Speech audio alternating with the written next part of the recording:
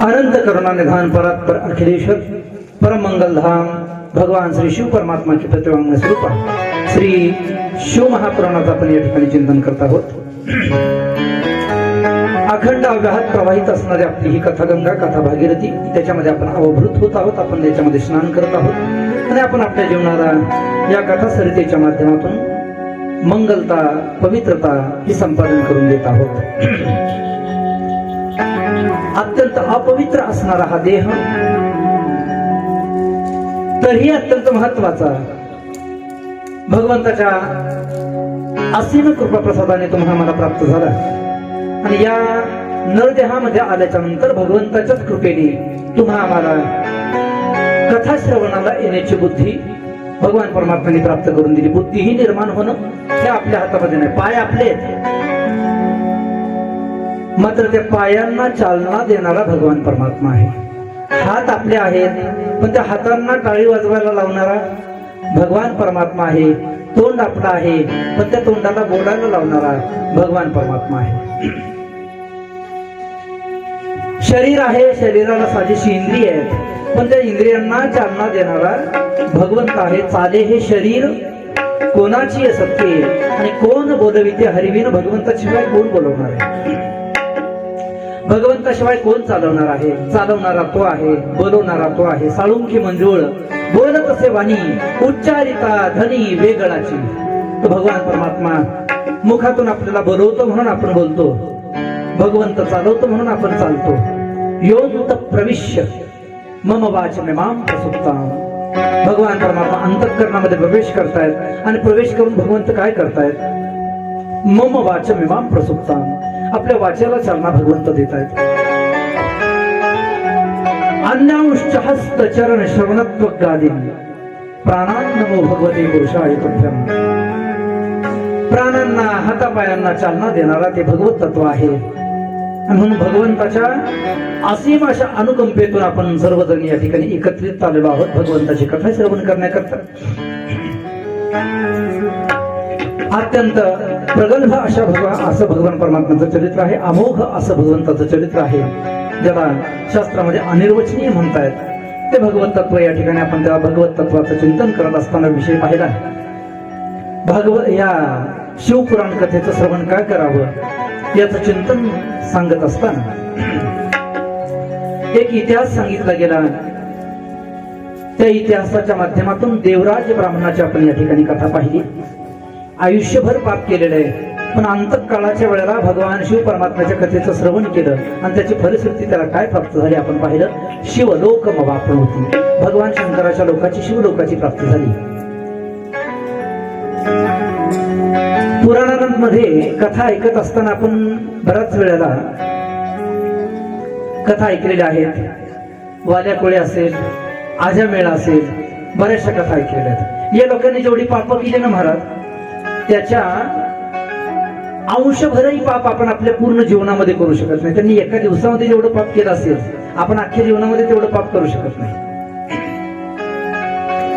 वाल्या कोळ्याचं असं वर्णन आहे की एक ब्राह्मण मारला की एक हरभरा एवढ्या आकाराचा खडा तो रांजणामध्ये टाकायचा, माणसाच्या उंचीचे 7 रांजण भरले होते। 7 रांजण म्हणजे किती ब्राह्मण मारले असतील त्याला गणित नाही, म्हणजे केवढी मोठी ब्रह्महत्या आहे। वाल्या कोळ्याने एका दिवसात केलेलं पाप आपल्या जन्मचे जन्म केले तरी आपण तेवढं पाप करू शकत नाही। मग वाल्या कोळ्यासारख्याचा जर उद्धार होतो भगवत कथेने, भगवत नामस्मरणाने, तर आपला काय उद्धार होणार? आजामेळा पाप राशी म्हटले वर्णन करतात।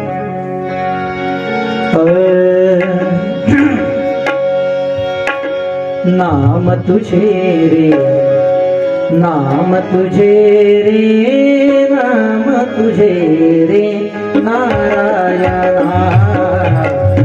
नाम तुझे रे, नाम तुझे रे, नाम तुझे रे नारायणा, नाम तुझे रे, नाम तुझे रे, नाम तुझे रे नारायणा,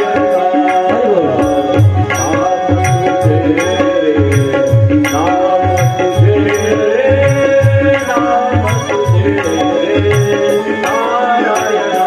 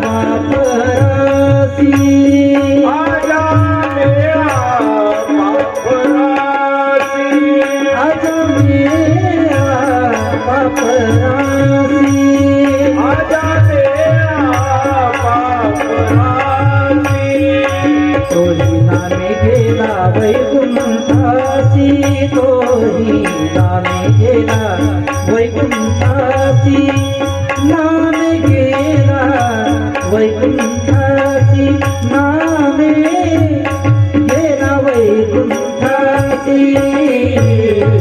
नाम तुझे नाम तुझे नाम तुझे नाम तुझे नाम तुझे नाम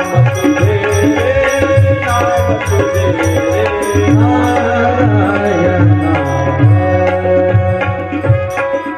आजा मेळा पाप राशी पापांच्या राशी असणारा आजामेळ त्या आजामेळासारख्या महापापाचा उद्धार भगवान नामस्मरणाने होतो, भगवंताच्या कथेने होतो.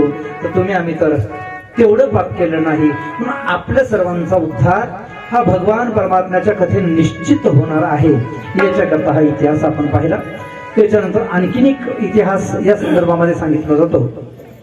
भगवान शिव परमात्म्याची कथा ही पापी जीवाचा कशा प्रकारे उद्धार करते. समुद्राच्या निकटवर्ती समुद्राच्या तीरावर बाष्कल नावाचं गाव आहे आणि या बाष्कल गावामध्ये ब्राह्मणांचं बाहुल्य आहे. हाही गाव ब्राह्मणांचाच आहे, पूर्ण गावच ब्राह्मणांचं आहे. इतरही समाजाचे काही लोक याच्यामध्ये आहेत, पण तो सर्वच्या सर्व या गावातले जे ब्राह्मण आहेत हे नीतिभ्रष्ट आहेत, हे कर्मभ्रष्ट आहेत, सर्व व्यभिचारामध्ये रत आहेत. चोरी, दरोडेखोरी, द्यूत, मद्यपान, मांसाहार अशा सगळ्या निंदनीय कर्मामध्ये ज्यांची प्रवृत्ती आहे, हे सर्व ब्राह्मण वर्णच जर या गावातला असा आहे तर बाकीच्या वर्णाचा विषयच नाही महाराज. सर्व व्यभिचारी अशा प्रकारचं हे गाव आहे. याच गावामध्ये एक बिंदुक नावाचा ब्राह्मण, त्याची पत्नी आहे. पत्नीचं नाव आहे चंचुला. ब्राह्मणाचं नाव आहे बिंदुक, पत्नीचं नाव आहे चंचुला. सगळं गाव व्यभिचारामध्ये रत आहे. मात्र या बिंदुक ब्राह्मणाची पत्नी चंचुला ही मात्र स्वभावाने धर्मशील आहे, नीती संपन्न आहे.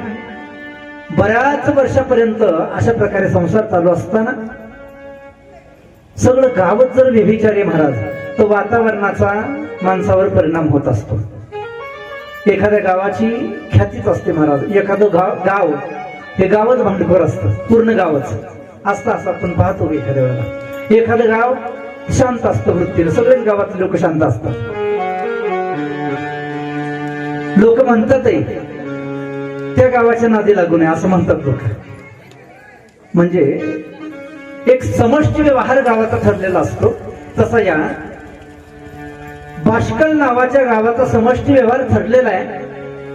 अत्यंत निंदनीय अशा प्रकारची कर्म या गावातले सर्व वर्णाचे लोक करतायत. याच्यामध्ये एकच पतिव्रता आहे, एकच सज्जन सुशील अशी स्त्री आहे, ती म्हणजे ही चंचुला.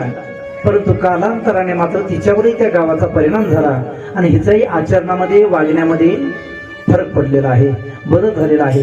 ही चंचुला आतापर्यंत चांगली होती, परंतु नंतर ती व्यभिचारामध्ये रत झालेली आहे.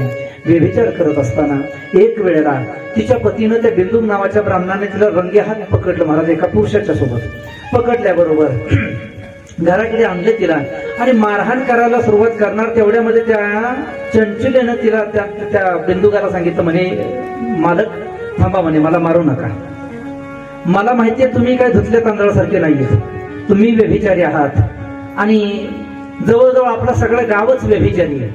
मग या सगळ्या गावाच्या समोर माझं काय चालणार आहे? या सगळ्या गावाच्या आचरणाचा परिणाम हा माझ्यावर झालेला आहे आणि आता या गोष्टीला नाव इलाज आहे. माझी एक युक्ती आहे माझ्याकडे. मी हे जे व्यभिचार कर्म करणार आहे ना, या व्यभिचार कर्माच्या माध्यमातून मला जे काही धन प्राप्त होईल, मला जो काही पैसा प्राप्त होईल, तो सगळा पैसा, ते सगळं धन मी तुम्हाला आणून देईन. आणि याही मूर्खाने मान्य केलं महाराज. पत्नीला व्यभिचार करण्याकरता मोकळीक दिलेली आहे आणि ते पैसा करता तिच्याकडून तो दररोज पैसे घेऊ लागला.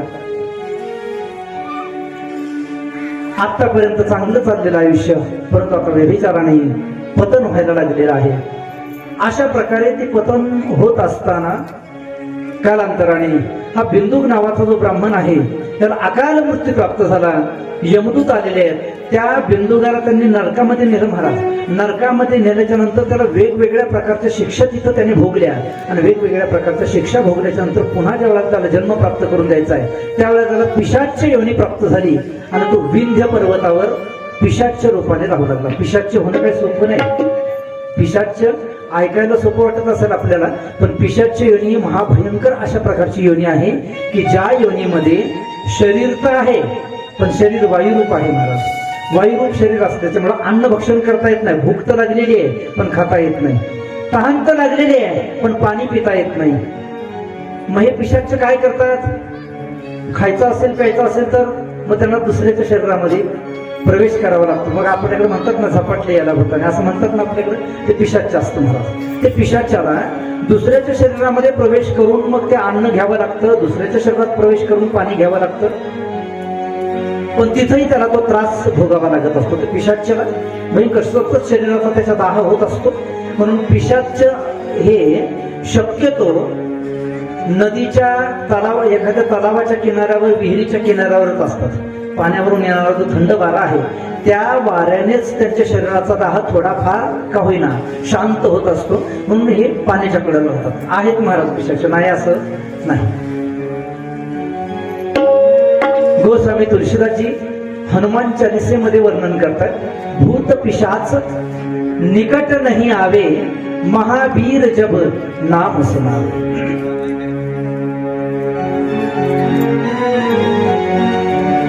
हा पिशाच योनीला प्राप्त झाला. शरीराचा दाह व्हायला लागलेला आहे. अत्यंत त्रास त्याला व्हायला लागला आणि पती गेल्याच्या नंतर हिची अवस्था अत्यंत दयनीय झालेली चंचुलेची. आणि ही चंचुला नावाची त्या बिंदुगाची पत्नी एक दिवस काही तीर्थयात्रेकरूंच्या सोबत गोकर्ण क्षेत्राच्या ठिकाणी आलेली आहे. कर्नाटकामध्ये गोकर्ण म्हणून तीर्थक्षेत्र आहे.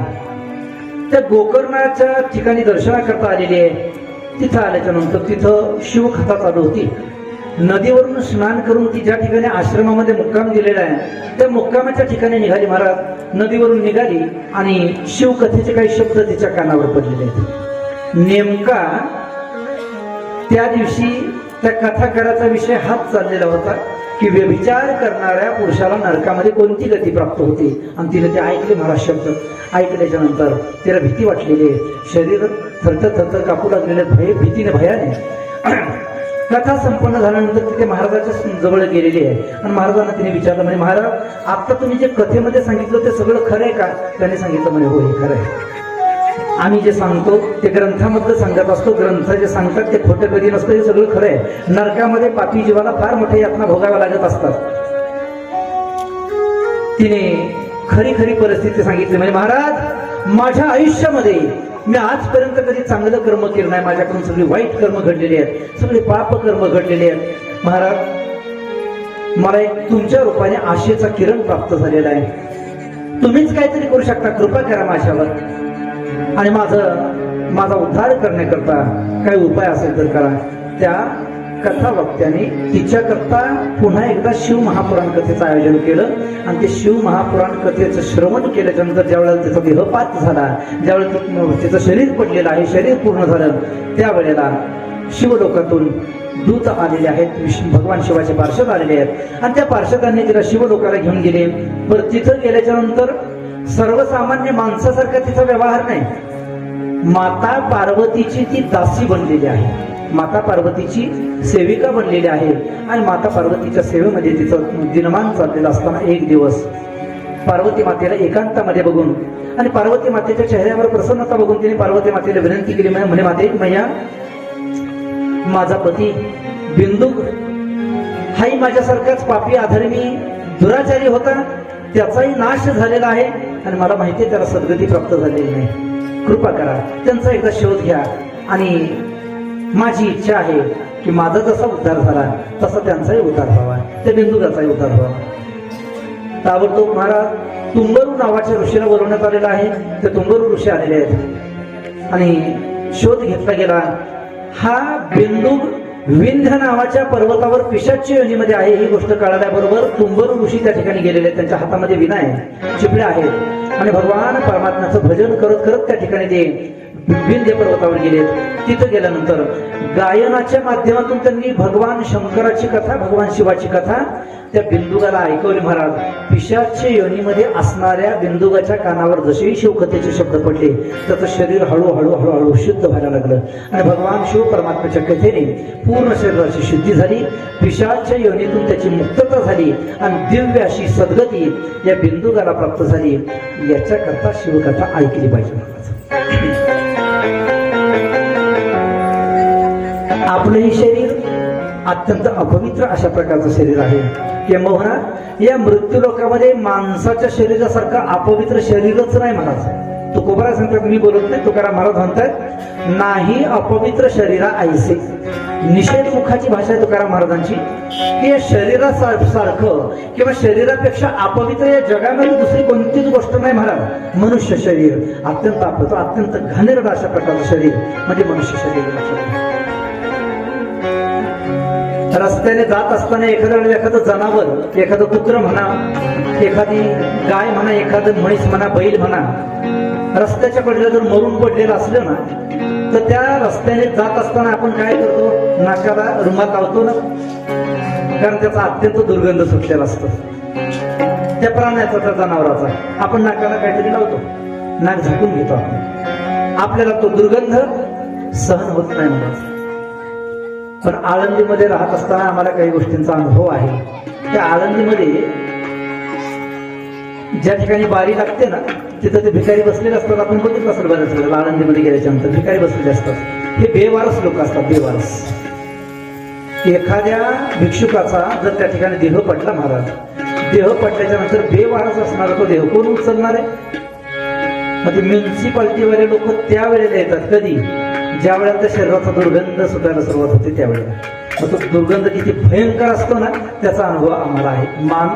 जनावराचा जो दुर्गंध येतो रस्त्याने पडलेल्या, तो दुर्गंध काहीच नाही. मनुष्य मेल्यानंतर त्याचा जो दुर्गंध येतो ना, तो एवढा भयंकर आहे, एवढा भयंकर आहे. एखाद्या वेळेस जर तो दुर्गंध कधी येऊन आयुष्यामध्ये मग वेळ तशी, मग तो दुर्गंध जर घेतला तर 3-4 दिवस जेवण जात नाही. महाराज, एवढा महाभयंकर असा मनुष्य शरीराचा दुर्गंध आहे. सगळ्यात अपवित्र, सगळ्यात घाणेरडं जर काय असेल तर मनुष्य शरीर आहे.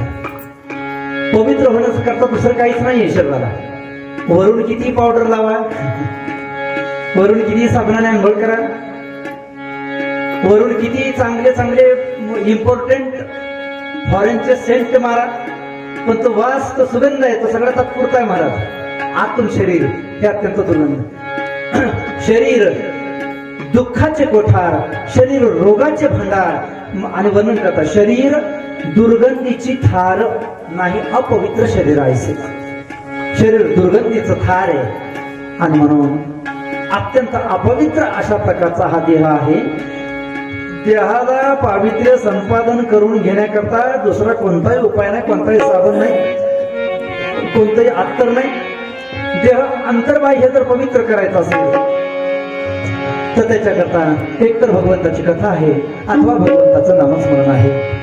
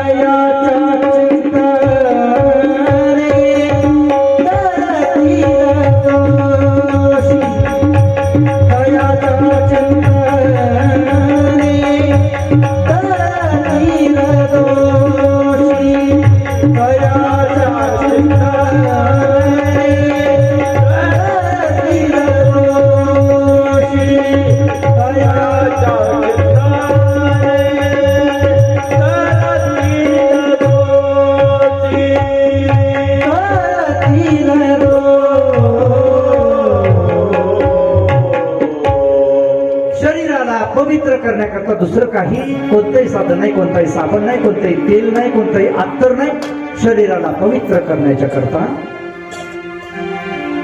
भगवंताचं नामस्मरण आहे, भगवंताची कथा आहे. जो वदे अच्युत सर्व काळ. हरिपाठामध्ये आपण नेहमी अभंग म्हणत असतो, हरिपाठ ही कीर्ती मुखे जरी गाय, पवित्रची होय देह त्याचा. देहाला पवित्रता जर प्राप्त करून घ्यायची असेल तर त्याच्याकरता भगवंत नामस्मरण आहे, भगवंताची कथा आहे, भगवत कथा आहे. या बिंदुगाचा सुद्धा उद्धार भगवान परमात्म्याच्या कथेच्या माध्यमातून झाला. एवढा मोठा महापापी महाराज, परंतु भगवंताच्या कथेने, भगवंताची कथा नुसतीच कानाने श्रवण केली तर त्याचा उद्धार हा सहजरित्या झाला. बाकीच्या साधनं करण्यामध्ये वेगवेगळ्या प्रकारच्या अडचणी आहेत, वेगवेगळ्या प्रकारचे प्रतिबंध आहेत. कथा श्रवण करण्यामध्ये कसला आलाय प्रतिबंध म्हणून? नामस्मरण करण्याकरता तोंड हलवावं लागेल, टाळ वाजवण्याकरता हात हलवावे लागतील, तीर्थयात्रा करण्याकरता पायांची हालचाल करावी लागेल. पण श्रवण करण्याकरता, ऐकण्याकरता काहीही करण्याची गरज नाही. श्रवणाचे विषय बसायचे, फक्त बसायचे आणि श्रवण करायचं आहे भगवंताची कथा. केवळ श्रवण मात्र. आणि एक सांगू का, नवविधा प्रकारची जी भक्ती आहे ना, तर नवविधा भक्तीमध्ये पहिला नंबर जर कोणत्या भक्तीचा असेल तर ती श्रवण भक्तीचा आहे. श्रवणम, कीर्तनम, विष्णू स्मरणम, पादसेवनम, अर्चनम, वंदनम, दास्यम, सख्यम, आत्मनिवेदनम. 9 प्रकारची भक्ती आहे. त्याच्यामध्ये पहिली भक्ती आहे ती श्रवण भक्ती आहे. संतांच्या संगतीमध्ये परमार्थ करत असताना भगवत नामस्मरणाचं, भगवत कथेचं, भगवत गुणाचं चिंतन करावं. त्या चिंतनाच्या माध्यमातून चिंतने तद्रुपता अशा प्रकारची प्राप्त होते. म्हणून भगवंताच्या कथेचं स्मरण, श्रवण आपण या ठिकाणी करत आहोत. भगवंताची कथा ऐकायची, ते आपल्या जीवनाचं कल्याण करण्याकरता ऐकायची आहे. शिवकथा म्हणजे टाइमपासची कथा नाही. शिवकथा म्हणजे केवळ शब्दांचा खेळ, शब्दांची कथा नाही. शिवकथा म्हणजे केवळ चित्रकथा नाही, तर शिवकथा ही दर्पण कथा आहे महाराज, दर्पण कथा आहे. शिवकथा म्हणजे एक प्रकारचा आरसा आहे की ज्या आरशामध्ये आपण पाहायचंय आपण कुठपर्यंत आहोत, परमार्थामध्ये आपली स्थिती काय आहे. आपला चेहरा पाहण्याकरता आपण काय करतो? आरसा पाहतो. प्रत्येकाच्या घरी आरसा आहे. एक सांगू का, आरसा हा फार महत्वाचा भाग आहे जीवनामध्ये. आरशामध्ये आपण पाहतो, आपला चेहरा आपण पाहतो. आणि आरसा का महत्वाचा आहे? त्याचं कारण आहे. आरसा का महत्वाचा आहे? कारण आरसा आपल्याला आपला चेहरा दाखवतो ना चेहरा आरसा. आणि महत्वाची गोष्ट अशी आहे की तो जसा आहे तसाच दाखवतो आरसा. एखादा म्हातारा जर व्यक्ती असेल तर त्याचा चेहरा त्याला तसाच दिसतो महाराज, म्हाताराच. एखादा तरुण असेल तर त्याला त्याचा चेहरा तरुणच दिसणार आहे. आरसा कधीही खोटं बोलत नाही. तुमचं जसं वय आहे त्याप्रमाणे आरसा तुम्हाला तुमचा चेहरा दाखवणार आहे. आरसा कधी खोटं बोलत नाही. एक गंमत आहे, माणसं खोटं बोलतील पण आरसा कधी खोटं बोलत नाही. माणसं खोटं बोलतात. एसटीची स्कीम निघाली, मला वाटतं किती 75 वर्षांच्या वरच्यांना काहीतरी पूर्ण तिकीट सवलत आहे नाही का? 75 वर्षांच्या वरती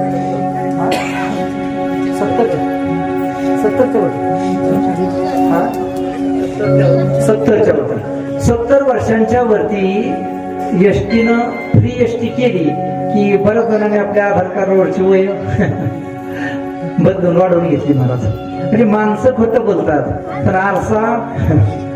आरसा कधीही खोटं बोलत नाही. प्रत्येकाच्या घरची नित्याची परिचयाची वस्तू म्हणजे आरसा आहे. प्रत्येकाच्या घरी आरसा आहे. एखाद्याच्या घरी गोल आरसा असेल, कोणाच्या घरी चौकोनी असेल, कोणाच्या घरी त्रिकोणी असेल. एखाद्याच्या घरचा आरसा गरीब असेल, एखाद्याच्या घरचा आरसा श्रीमंत असेल. आरशा करताच एखादी रूम असेल. पण आरसा नाही असं घर आपल्याला पाहायला सापडणार नाही. एक जुन्या चित्रपटामध्ये एक गाणं होतं, फार गोड आहे, भावपूर्ण आहे, आशयपूर्ण आहे. ते गीतामध्ये वर्णन आहे, तोरा मन दर्पण कहरा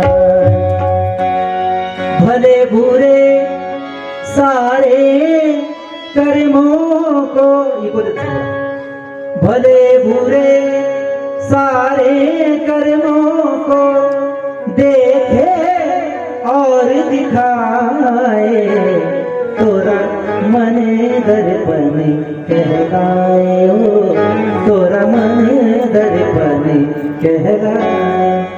असं काय म्हणत, तोरा मन दर्पण.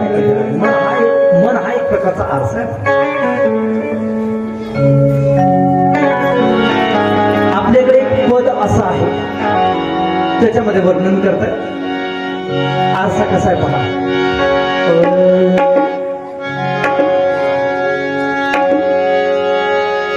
वाचलेली ऐकलेली मानसे गेली कुठे, पुस्तकातून पाहिलेली मानसे गेली कुठे. रोज अत्याचार होतो, रोज अत्याचार होतो, आरशावरती आता आरशाला भावलेली मानसे गेली कुठे. अंदाज आरशाचा वाटे खरा असावा, अंदाज आरशाचा वाटे खरा असावा. एक माणसा, एक माणसाचा तो चेहरा असावा, अंदाज आरशाचा वाटे खरा असावा, अंदाज.